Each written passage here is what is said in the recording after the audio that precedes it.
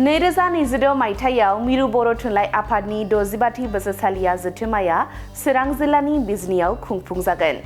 चिरां जिल्लानि बिजनीनि बर'ल गावआव खुंजागोन मिरु बर' थुनलाइ आफादनि 65थि बोसोरसालिया जथुम्माया बिजनी महकुमानि बिजाब बाख्रियाव खुंनाय मोनसे जर'खा मेलनि गेजेरजों बानजाय आफाद दाफुंनाय जायो। जानो गोनां जथुम्मानि थाखाय बारग' एमएलए कमल सिंह नार्जारिखौ बानजाय आफादनि मासिगिरि आरो सुक्लेश्वर बसुमतारीखौ गाहाय नेहाथारि बिबान होनानै गासै 565 सोद्रोमानि मोनसे बानजाय आफाद दाफुंनाय जाबाय। मिरु बर' थुनलाइ आफादनि आफादगिरि डक्टर सुरत नार्जारि आरो गाहाय नेहाथारि नीलकान्त गयारिनि नुजाथिनायाव बानजाय आफाद दानायजों लोगोसे बानजाय आफादनो बिबान गथायो। मिरु बर' थुनलाइ आफादनि 65थि बर' थुनलाइ आफादनि जिथु जथुम्मा बिजनीयाव खुंनायनि लाहार फाहार खालामदों। बिजनी जिल्ला आफादा बेखौ बर'लआव खुंनो नागिरदों। बेवहाय दिनै आंखौ आफादगिरि हिसाबै गायसनदों। आफादगिरिनि जग्यता गैयामोनब्लाबो गायसंबाय। दा जोङो बोरैहाय बिजनीनि गासिबो बर' रायजो राजाफोरखौ लाफानानै लोगोसे गुबुन गुबुन हारि माहारिनि जायफोर रायजोफोर दं बिथांमोनखौ लाफानानै जोङो बे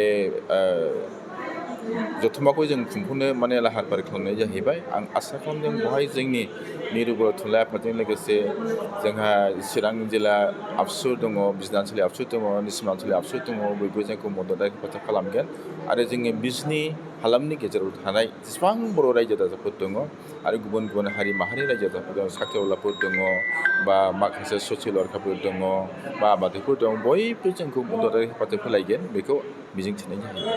थाखो 5 आरो मेट्रिक आनजाद उथ्रिसार जागोन फरायसाफोरनि थाखाय गोजोनथाव रादाब। गोनांथि आरो मोजां खाबुफोरखौ लानानै गुन गोनां सोलोंथाइ होनो नोंथांमोनखौ नेनानै दङ बर'ल स्टार एकाडेमि क'क्राझारआ। 2024 इं मायथाइयाव क'क्राझार थिथागुरि समबाय मावख'नि साखाथियाव गोदानै गायसनजानाय बर'ल स्टार एकाडेमि क'क्राझाराव 2025-2026 सोलोंथाइ बोसोरनि गोदानै मुं थिसननाया सोलिगासिनो दङ। बर'ल स्टार एकाडेमियाव 6 थाखोनिफ्राय 9 थाखोसिमनि फरायसाफोरा बर' बिजोङाव आरो 11 थाखोनिफ्राय 12 थाखोसिमनि फरायसाफोरा बर' बिजों आरो इंराजि बिजोङाव मुं थिसननो हागोन। बेनि थाखाय आर'ज बिलाइ आरो पान्डुलिपि बिलाइगासिनो दङ। 11 थाखोनिफ्राय 12 थाखोसिमनि फरायसाफोरनि थाखाय आखा-फाखा आरो रोंगौथि गोनां फोरोंगिरिफोरखौ लानानै साइन्स, कमार्स एन्ड आर्टस मोनथाम स्ट्रिमनि सायाव फरायसाफोरखौ गुन गोनां सोलोंथाइ होनानै बायदि बिथिंजों सोरगिदिं जौगाखांनाय लाबोनो साखाफारा क'क्राझारनि थिथागुरियाव थानाय बर'ल स्टार एकाडेमिया। बर'ल स्टार एकाडेमियाव मुं थिसननोब्ला बाङाय बेसेनाव मुं थिसननायनि गेजेरजोंनो फरायसाफोरा गाहायाव होनाय माखासे खाबुफोरखौ मोननो हागोन। इंराजि सोलोंनायनि खाबु, साखोन-सिखोन थाखो खथा, बिजाब बाख्रि, BPL थाखोनि फरायसा फरायसुलिफोरनि मुं थिसननायाव 20% मासुल रेहाय होनाय। बेजों लोगोसेनो नोंथांमोनहा JEE नीट आनजादनि थाखाय बेसेन नाङै फोरोंथाय, मान्थलि मक टेस्ट, जिउ राहा दानाय बायदि गियानलु आयदाफोरनि उफ्रा सोलोंफारिफोरनि खाबुफोरखौ मोननो हागोन। हौवासा आरो हिन्जावसाफोरनि थाखाय मुलाम्फा गोनां मोजां जामुं आरो मोजां थाग्रा खथानि खाबु गोनां हस्टेलनि खाबुफोरखौबो मोननो हागोन। बिदिब्ला गोबाव खालामाजासे नोंथाङाबो बर'ल स्टार एकाडेमियाव थाबैनो मुं थिसननायनि थाखाय सुलाद लादो।